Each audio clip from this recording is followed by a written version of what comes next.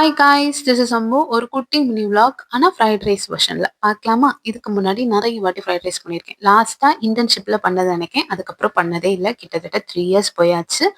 இன்னைக்கு நான் fried rice வந்து சோய் சாஸு இல்லைனா அதர் சாஸ் எதுவுமே இல்லாமல் நான் பண்ண போகிறேன். அதுக்கு ஃபஸ்ட்டு 2 டீஸ்பூன் தான் ஃபஸ்ட்டு நெய் ஊற்றினேன்.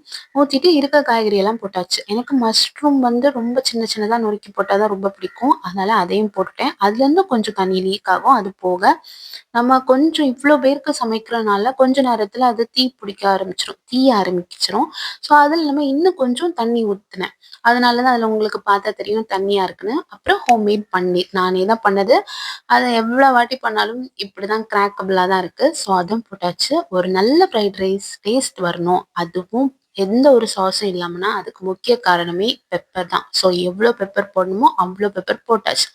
எல்லாம் போட்டு கிண்டி எடுத்ததுக்கு அப்புறம் உப்பெல்லாம் போட்ட பிறகு நீங்க இப்போ கொஞ்சோண்டு நெய் சேர்த்து பாருங்க, செம்ம டேஸ்டா இருக்கும். பாய்.